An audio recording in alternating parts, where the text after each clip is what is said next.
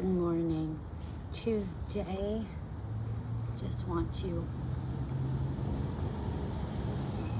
document who I am today, Tuesday, July 6th, the second day of camp. Got through the weekend. I was able to show up for myself and create camp on my own independently without the support of another person holding my hand. Instead, I was boss woman and delegated all the tasks that I needed done, and I pulled it off. I'm so proud of myself. I know you may take that as bragging or being egotistical, but to me it's about success. To me it's about knowing who I am, taking a risk, committing to something, following it through. I'm not sure that's easy for a lot of people.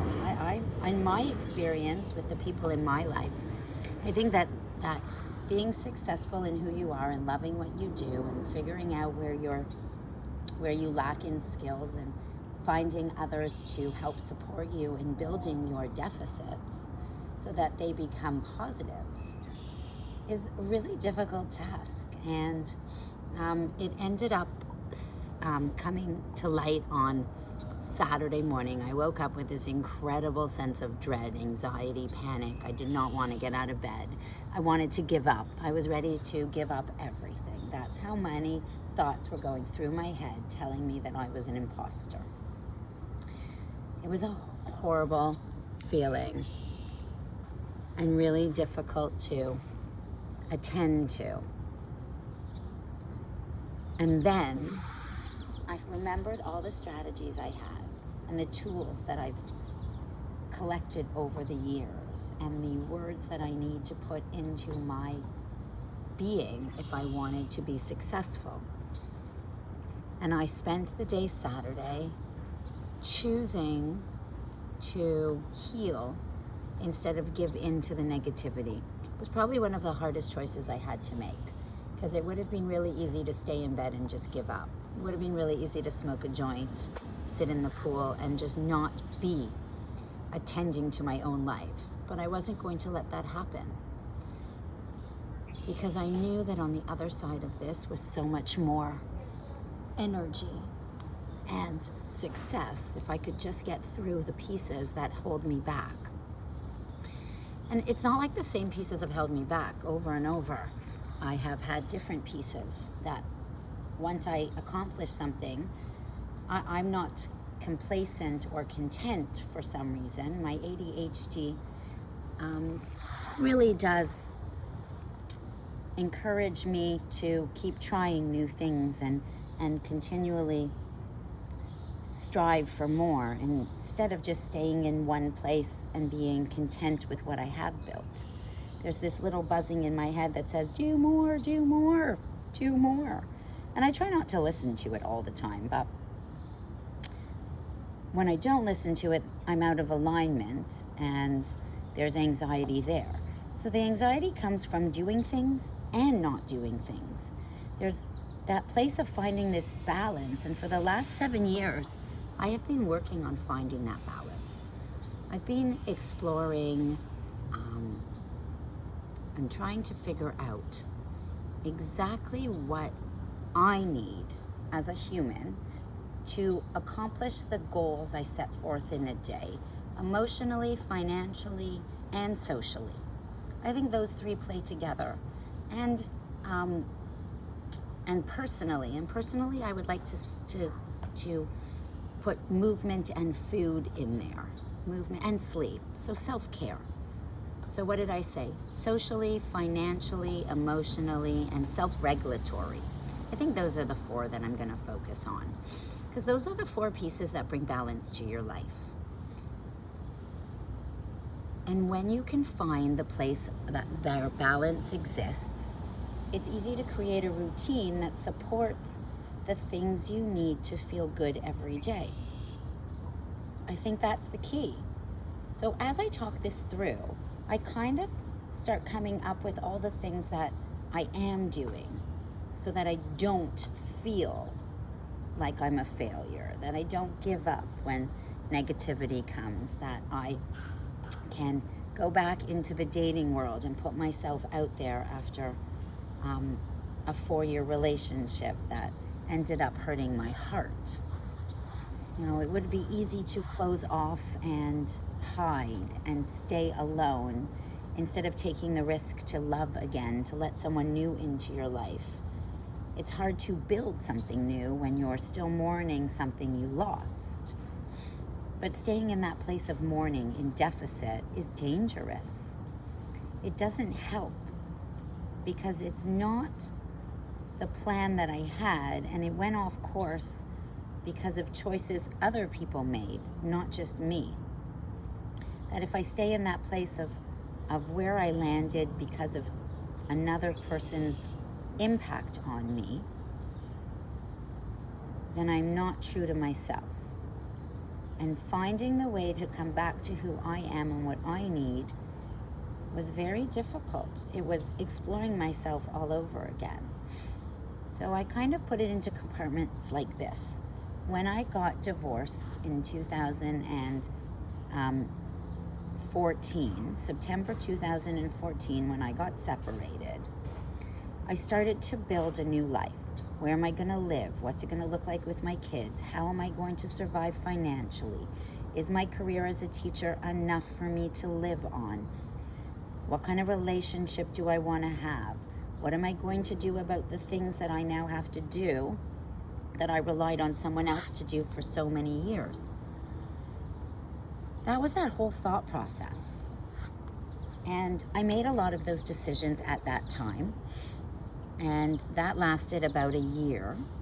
And then my brother's death pushed that off course. And then we had to come back from that. And at that time, I met someone new.